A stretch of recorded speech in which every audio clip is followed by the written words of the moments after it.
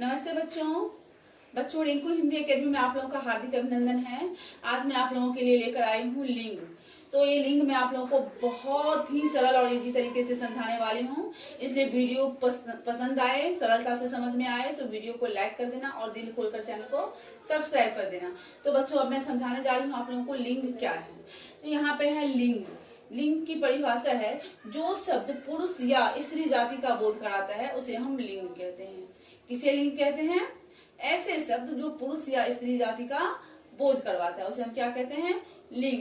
समझ गए? जैसे लड़का, नाना, चाचा, पापा, घोड़ा, हाथी क्या है? लिंग है। वैसे ही लड़की, नानी, चाची, मम्मी, दीदी, बहन, बिल्ली, जो कुछ भी है लिंग है। इसे हम क्या कहते हैं? लिंग कहते हैं। समझ गए? अब बच्चों लिंग के कितने प्रकार होते हैं? लिंग के कितने प्रकार होते हैं? ऊपर जो मैंने समझाया, जितने का नाम लिया, ये सारे क्या हैं? लिंग हैं। क्या है? लिंग हैं। समझ गए? तो लिंग जो होते हैं वो कितने प्रकार के होते हैं, ये सवाल उठता है। तो बच्चों लिंग दो प्रकार के होते हैं। कितने प्रकार के होते हैं? दो प्रकार के होते हैं। पहला होता है पुल्लिंग और दूसरा होता है स्त्रीलिंग। समझ गए?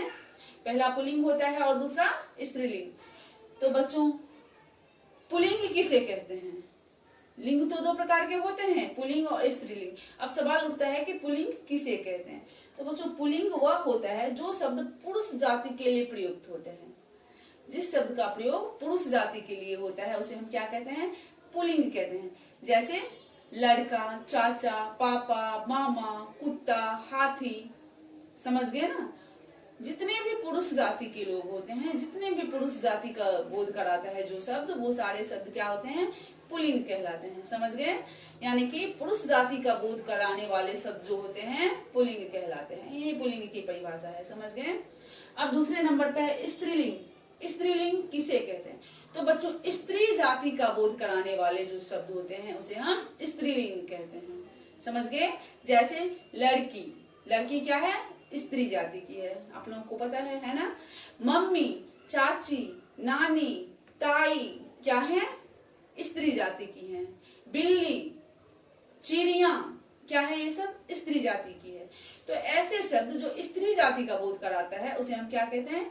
स्त्रीलिंग कहलाते हैं। तो बच्चों होता क्या है, आप लोगों को डिक्लेयर हो गया कि स्त्रीलिंग और पुल्लिंग किसे कहते हैं और लिंग किसे कहते हैं, ये भी पता है ना?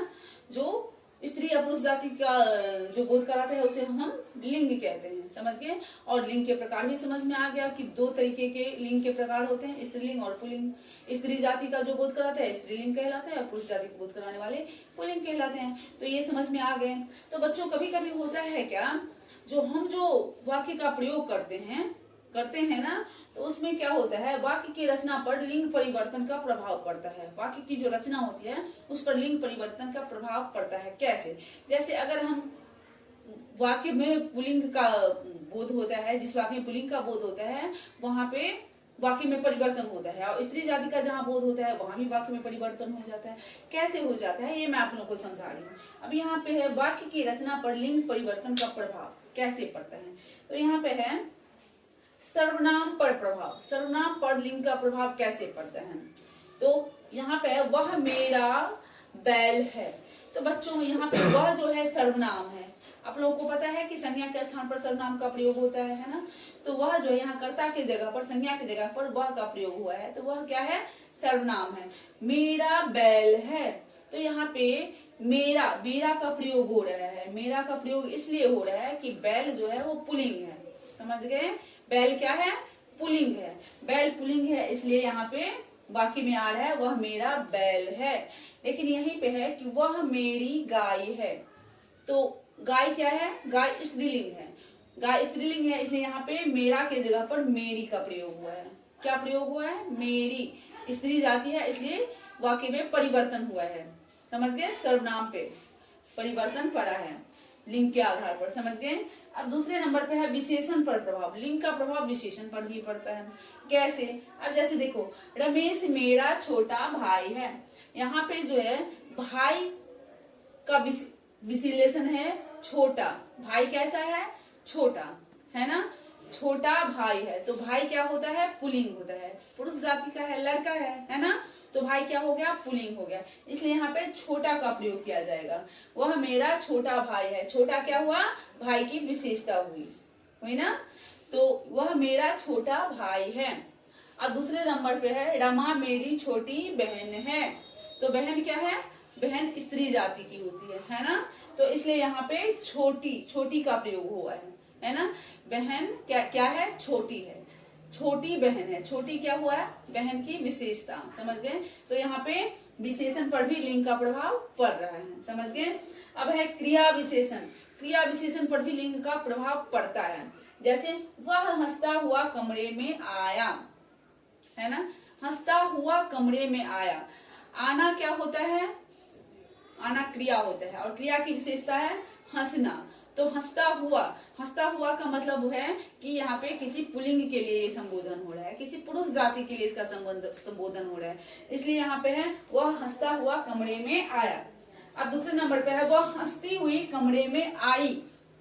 आई का मतलब हुआ ये किसी स्त्री जाति के लिए इस वाक्य का प्रयोग हो रहा है। हंसती हुई कमरे में आई, यानी कि स्त्रीलिंग है तो हंसती हुई, और पुल्लिंग है तो हंसता हुआ कमरे में आया, है ना।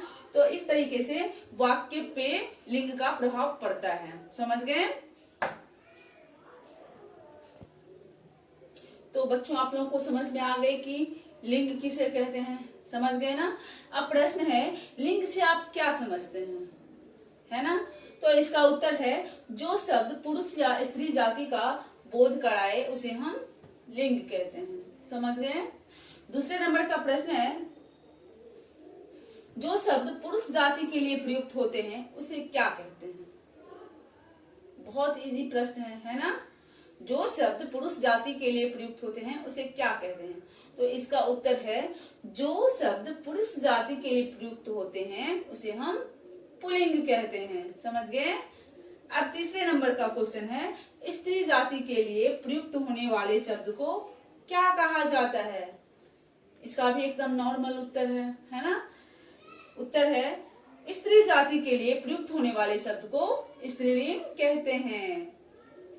अब चौथे नंबर का प्रश्न है, अ से समाप्त होने वाले संस्कृत पुल्लिंग शब्दों को स्त्रीलिंग कैसे बनाते हैं। उत्तर है इसका आ लगाकर, समझ गए, आ लगाकर स्त्रीलिंग बनाते हैं। जैसे पुल्लिंग है माननीय, माननीय है पुल्लिंग शब्द, है ना। यहाँ पे अ है ना, अ का अंश है कि नहीं, है ना। माननीय, माननीय में अ का अंश है ना, तो इसको हम स्त्रीलिंग बनाएंगे माननीय, आ की मात्रा लगाकर बनाएंगे स्त्रीलिंग, समझ गए। अब जैसे यहाँ पे है सुत, सुत का मतलब पुत्र होता है ना, तो हम यहाँ पे आ लगाकर बनाएंगे सुता, सुता का मतलब हो जाएगा पुत्री। अब यहाँ पे कृष्ण है, कृष्ण पुरुष जाति का है ना, तो यहाँ पे हम आ की मात्रा लगाकर बनाएंगे कृष्णा, कृष्णा एक लड़की का नाम होता है, समझ गए। इसी तरीके से हम आ की मात्रा लगाकर पुल्लिंग शब्द को स्त्रीलिंग बना सकते हैं, समझ गए बच्चों। अब मैं आप लोगों को अगले वीडियो में लेकर आऊंगी इसी तरीके से जो पुल्लिंग शब्द से स्त्रीलिंग कैसे बनाए जाते हैं, और फिर इस तरीके से भी कि नी लगाकर स्त्रीलिंग कैसे बनाया जाता है, या लगाकर स्त्रीलिंग कैसे बनाया जाता है ना। ऐसे अनेक प्रकार के तरीके बताऊंगे जिससे पुल्लिंग से स्त्रीलिंग बनाया जाता है या फिर स्त्रीलिंग से पुल्लिंग बनाया जाता है, समझ गए बच्चों। तब तक के लिए गुड बाय।